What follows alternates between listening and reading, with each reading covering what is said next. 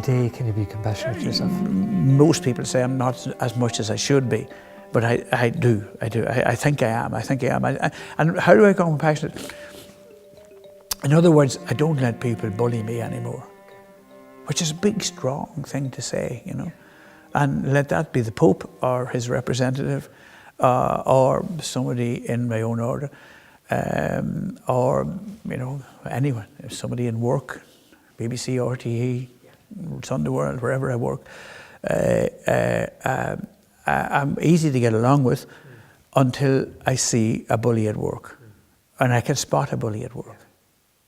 And I simply, I see a red flag then, and I stand up for myself well at that stage, which I couldn't have done and didn't do.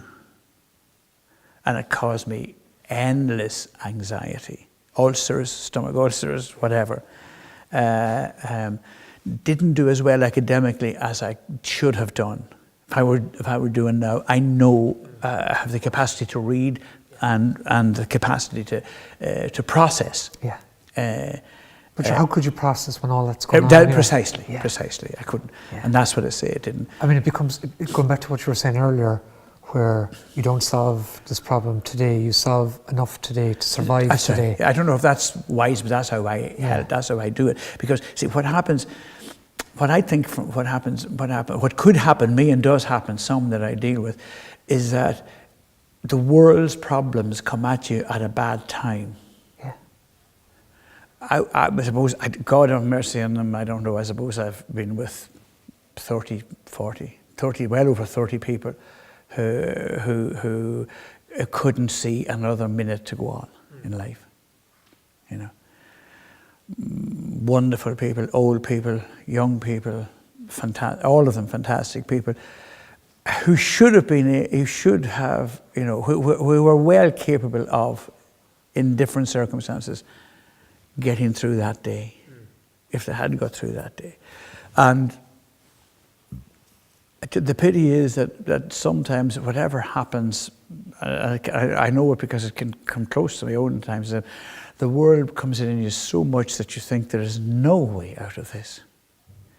And I'm saying, if we could get through today, that's one less bit that we have to deal with tomorrow. Yeah. And see, how, tomorrow it'll be different no matter how you do. There's a wonderful theology which I think we should look at, and it's the theology of small steps.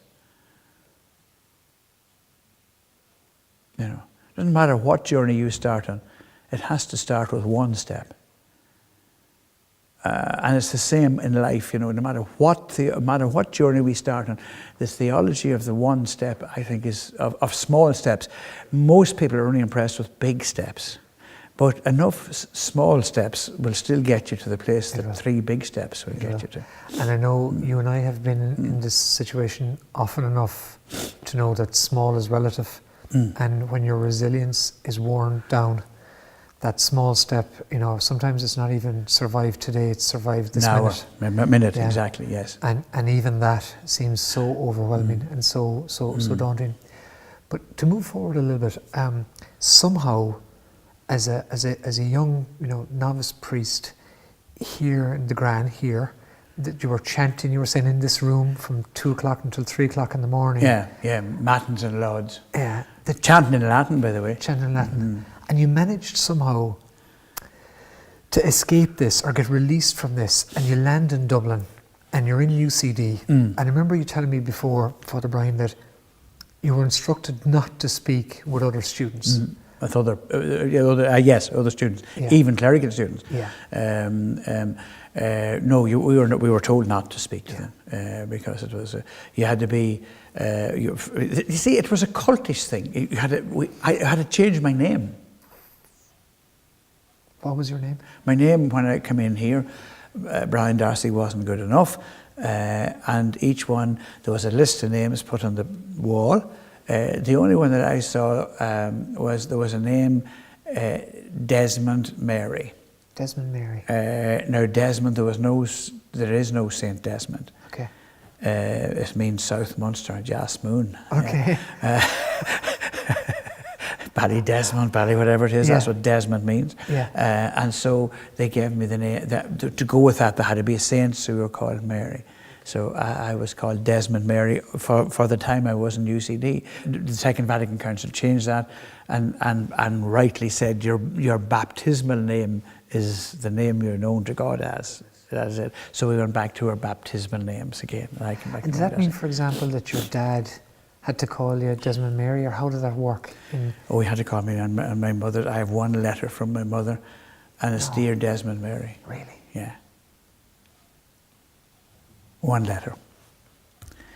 And on it is Dear Desmond Mary. My goodness. So losing your name, I presume, meant something. Losing your name meant that you became a new person. Yeah. The person that came in was bad. Right. So you had to create a new person and not go back to those worldly ways again. Which again goes back to your cultish taking your life out of you. And when you take the personality, the life, the thought, the goodness out of a person, they're easily managed after that. Our theology of sexuality is painfully inept and ungodly, totally ungodly.